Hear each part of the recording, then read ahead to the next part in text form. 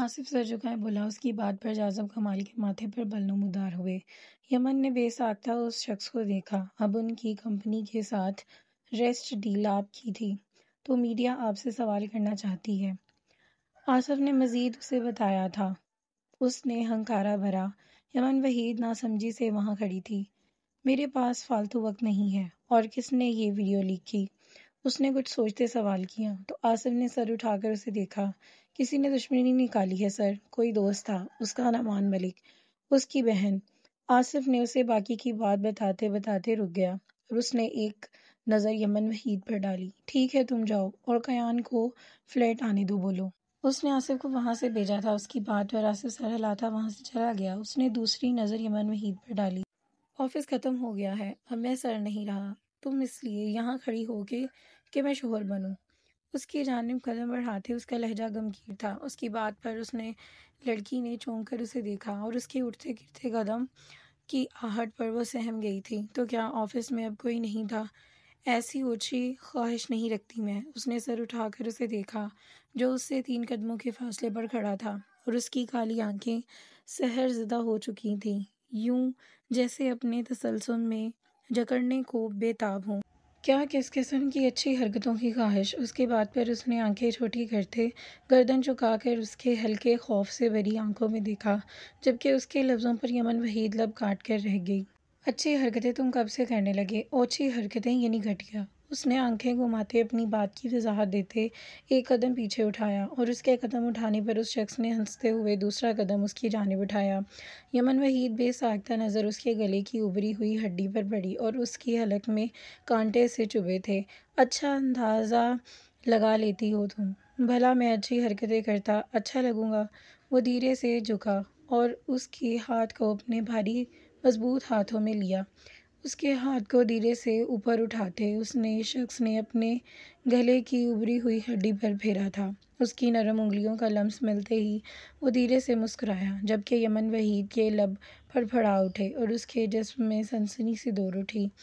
گمنام ہی سہی بیوی تو ہو نا، چھو سکتی ہو؟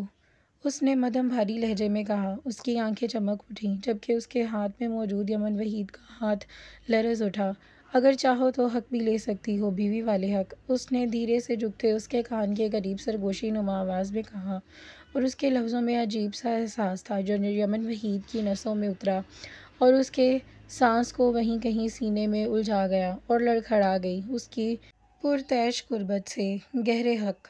اس کی سیاہ آنکھیں چمکی اور اس کے دھیرے سے ہونٹ اس کے کان کی لو سے مس کرتے گردن تک لے جاتے ناک میں پہنی نوز پن پر رکھے اور اس کے لب پھڑپڑا اٹھے تھے، جبکہ اس نے لڑکی کا رہا سہا سانس بھی خشک ہو گیا تھا۔ وہ شخص وہ آخر کیا تھا؟ وہ اس کے کس رویے کو قبول کرتی؟ کل تم میرے ساتھ کراچی چل رہی ہو، کچھ مزید اسٹاف کے ساتھ، وہاں مجھے ایوارڈ ڈے ہے۔ وہ واپس سیدھا ہوا اور یمن کا الجھا سانس بحال ہوا تو وہ اسے دیکھتی رہی جس کا لہجہ سرد تھا۔ اس نے یمن وحید کا ہاتھ چھوڑ دیا تھا، یوں جیسے جھٹک دیا ہو۔ وہ اپنے ہاتھ پر موجود اس کی گرم انگلیوں کا لمس اب بھی محسوس کر رہی تھی اور اس شخص نے اس کی نظریں تک محسوس نہیں کی تھیں۔ وہ اس لڑکی پر اس قدر نظر رکھتا تھا۔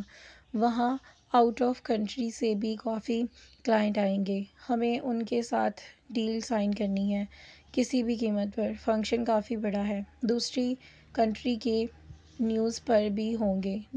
چونکہ تم میرے پرسنل اسسٹنٹ ہو تو تم میرے ساتھ چلو گی۔ وہ پلٹتے اپنے ٹیبل کی جانب بڑھا، وہاں سے گاڑی کی کیز اٹھائیں اور چند ضروری چیزیں اٹھاتے یوں اجنبیت سے بولا تھا جیسے وہ اسے جانتا ہی نہیں ہو۔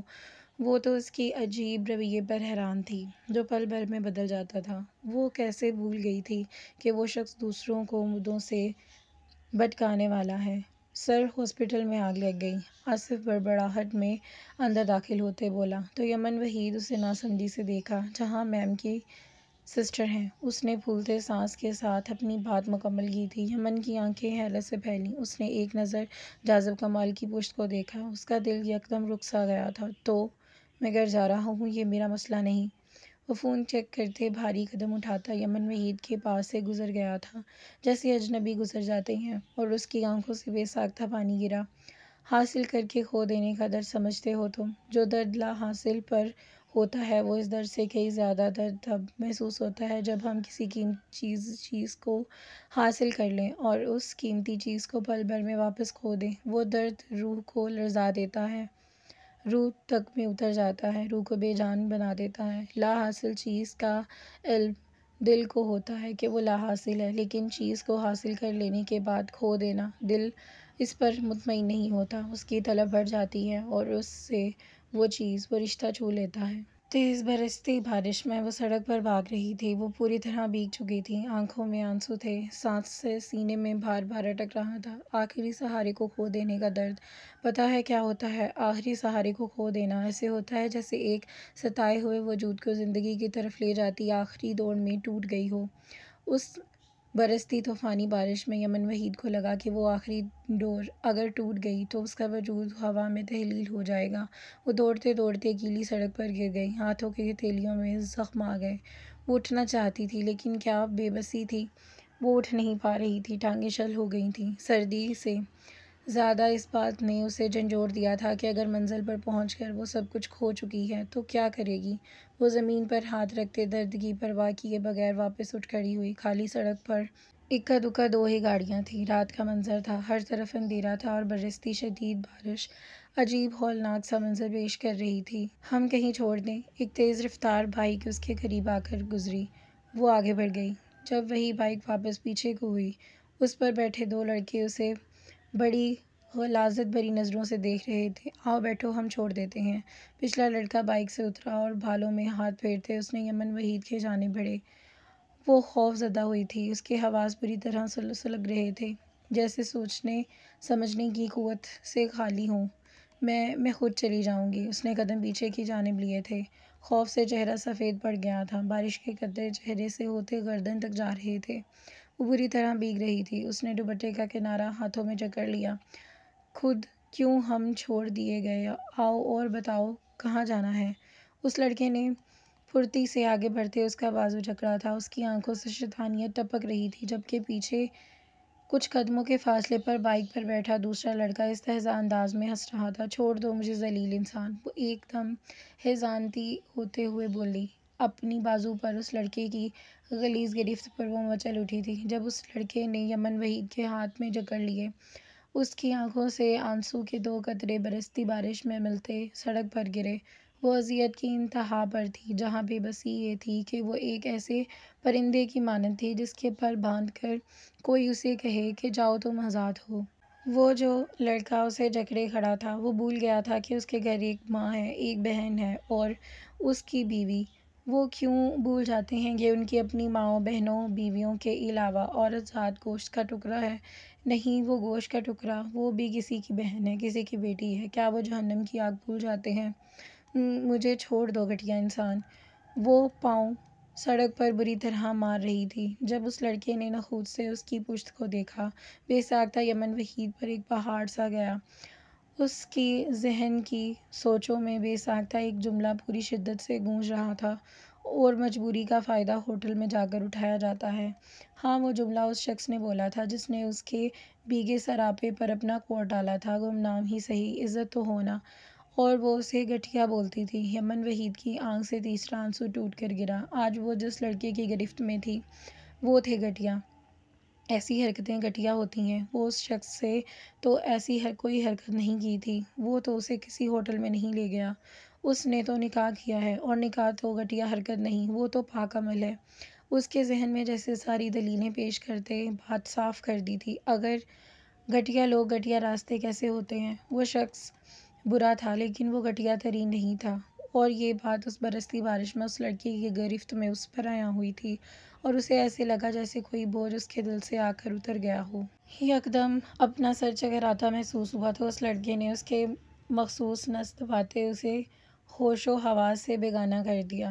یمن وحید ایک تیز آواز پر ان لڑکوں نے پلٹ کر سڑک پر کھڑے وجود کو دیکھا، جبکہ نیم غنودگی میں جاگتے اس لڑکی نے وجود نے بھی وہ آواز محسوس کی تھی۔ ہاتھ سلامت چاہتے ہو تو چھوڑ دو اسے۔ تند و تیز لہجے میں کہتے وہ شخص ان لڑکوں کی جانب بڑھا تھا۔ ان کی آنکھوں میں خون سا اترا تھا۔ اس لڑکے نے بیزاریت سے اپنے ساتھی کی طرف دیکھا اور پھر سامنے آتے وجود کو۔ You bloody hell! وہ بارش میں بھیگتا ہوا اس لڑکی تک آیا۔ اس کے قدم جیسے جیسے اٹھ رہے تھے اس نے ساتھ ہی اپنے کوٹ کی پاکٹ سے گن نکالی اور سیدھا نشانہ اس لڑکے کے ہاتھ کو لیتے گن کے اس ہاتھ کی طرف کیا تھا۔ وہ لڑکا بری طرح خوف زدہ ہوا۔ اس نے یمن وحید کا وجود یکدم آزاد کیا۔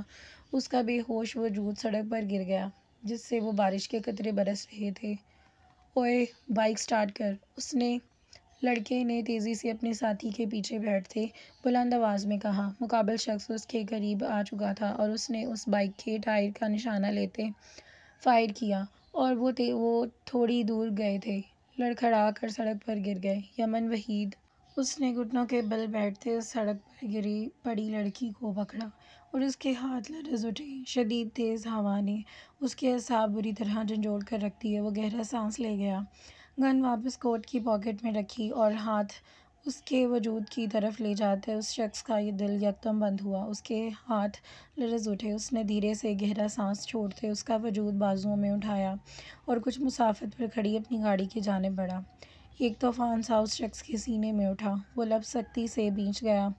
بارش اس کے دونوں کو بھگو رہی تھی جبکہ اس کی نظریں سڑک پر تھیں اور اس نے دوسری نظر تک اس لڑکی پر ڈالنا گوارا نہیں کی۔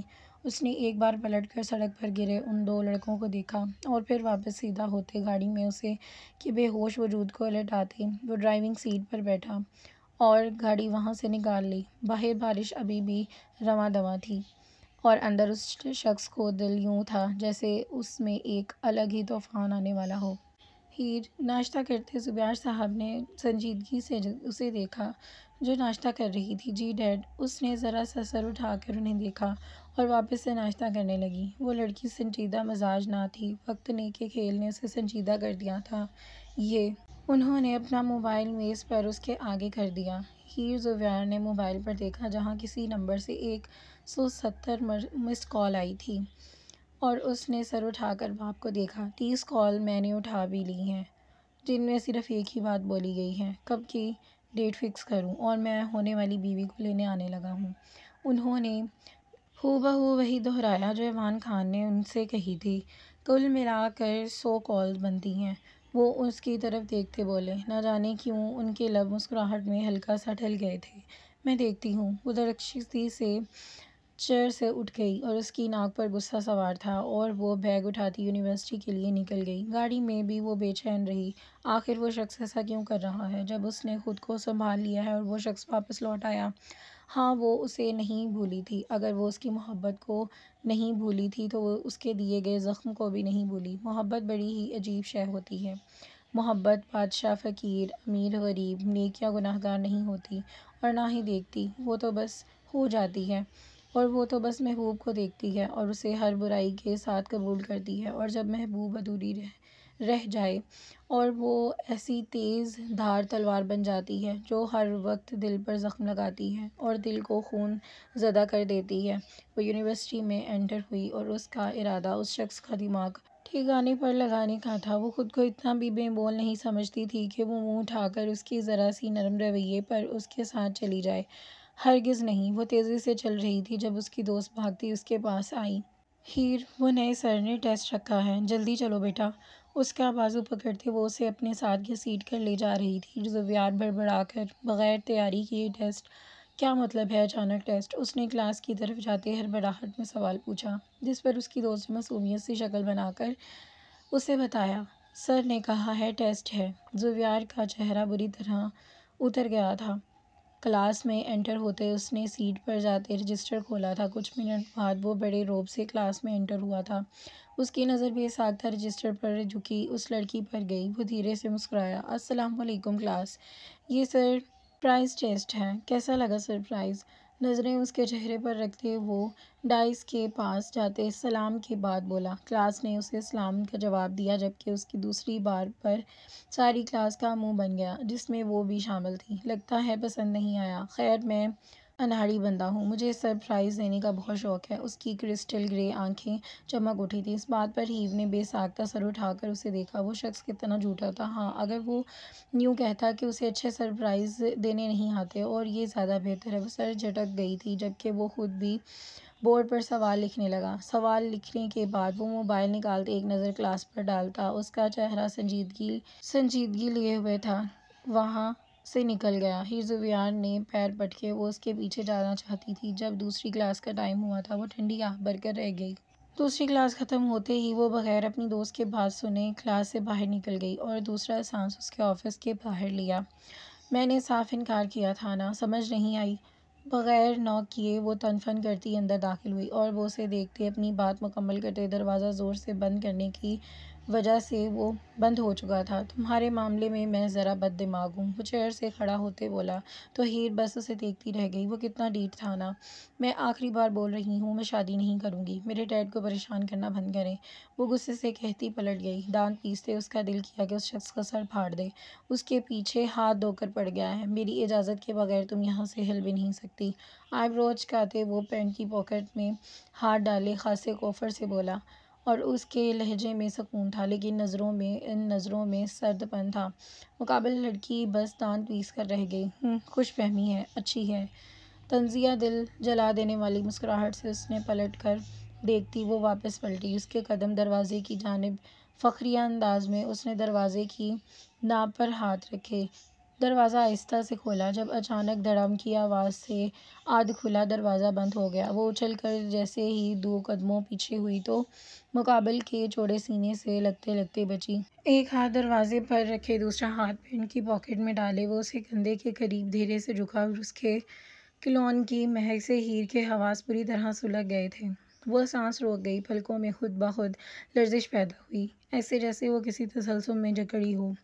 خوش فہمی پالنا میرے لیے ممنوع ہے مس ہیر زویار، وہ بہت مدھم آواز میں بولا اور اس کی سرد آواز نے ہیر زویار کو لرزنے پر مجبور کر دیا۔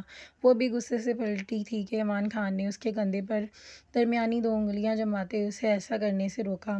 اپنے کندھے پر گرم لمس پاتے ہی وہ لب سختی سے بھیج گئی۔ ایوان خان اتنی ہی بات کرتا ہے جتنی وہ پوری کر سکے اور ایوان خان اپنی ہر بات پر حال میں پوری کرتا ہے۔ جھٹکتے اسے 2 انگلیاں اس کے کندھے سے ہٹاتے وہ گمگین مگر اٹل لہجے میں بولا۔ ہیر نے پلکیں جھپکی تھیں۔ کئی بار وہ اس سحر کو توڑنا چاہتی تھی جب ایوان خان نے اس پر کھینچنا چاہتا تھا۔ اس نے وائٹ جوگر میں مقید اپنا پاؤں ایوان خان کے پاؤں کی سختی سے مارا تھا اور اس نے اچانک ابتدا پر وہ لب بھیج گیا۔ اچانک غصے سے اس کی آنکھیں سرخ ہوئی تھیں اور وہ ماتھے پر کئی بل نمودار ہوئے۔ ہیر زویار بجلی کی سی تیزی سے اس کے حصار سے نکلی تھی یا ایوان خان نے اسے نکلنے دیا تھا کیونکہ ہیر کے مارنے پر بھی وہ اپنی جگہ سے 1 انچ بھی نہیں ہلا تھا۔ آپ اپنی باتیں اس لیے پوری کرتے ہیں کیونکہ ایوان خان ابھی آپ ہیر زویار کے مد مقابل نہیں آئے، وہ سر کو جھٹکے بولی اور اس کی آنکھوں میں چمک تھی، ایک خاص چمک۔ وہ تیوری چڑھائے اسے دیکھ رہا تھا۔ یاد رکھیے پروفیسر ایوان خان، ہیر زویار کو آپ کبھی بھی پا نہیں سکیں گے، ہرگز آپ سے شادی نہیں کرے گی۔ وہ انگلی اٹھائے بولی۔ مقابل کے چہرے پر استہزاء ہنسی ابھری۔ ہیر کا دل جل اٹھا تھا، وہ ایسا ہی تھا، اپنی مسکراہٹ سے دل دھڑکا دینے والا اور اسی مسکراہٹ سے دل جلا دینے والا۔ اس میں دونوں ہنر بخوبی آتے تھے۔ آہا، اپنے جملے درست کریں مس ہیر زویار، ایوان خان آپ کو پانا ہرگز نہیں چاہتا، ایوان خان آپ کو اپنی ضد بنا کر فتح کرنا چاہتا ہے۔ شعلہ برساتی آنکھوں سے وہ اس کے چہرے کو دیکھتے بولا۔ ہیر زویار نے اس کی آنکھوں میں ایک ان دیکھی آگ جلتی محسوس ہوئی اور اس کی تپش جان لیوا تھی۔ ایک ایسا بھی دن تھا جب ہیر زویار کا دل جان سے مرا کرتی تھی اور ایوان خان پر وہ آج اس کے سامنے کھڑا ایوان خان ہیر زویار کو بس زہر لگ رہا تھا۔ اپنا ٹیسٹ اٹھائیں اور کل اپنے فادر کو لے کر آئیے گا۔ You may leave now. وہ چلتا ہوا واپس اپنی چیئر پر بیٹھ گیا تھا جب کچھ نارمل ہو گیا، یوں جیسے کچھ ہوا ہی نہیں ہو۔ ہیر حیرت سے اسے دیکھ رہی تھی، وہ بہت جلد بدل جایا کرتا تھا۔ ہیر زویار جانتی تھی کہ ایوان خان اس سے محبت نہیں کرتا، وہ بس اسے استعمال کرنا چاہتا ہے اور وہ ہرگز ایسا نہیں چاہتی تھی۔ ٹیسٹ اٹھائیں، وہ آفس سے نکل گئی۔ پیچھے ایوان خان نے کرسی کی پشت سے ٹیک لگائی اور ہیر زویار صحیح سوچتی تھی، ایوان خان اور ہیر زویار سے محبت مضحکہ خیز ہے، لیکن کیا اس شخص کی آنکھیں جھوٹ بیان کر رہی تھیں کہ وہ اسے واقعی ہیر زویار چاہیے تھی؟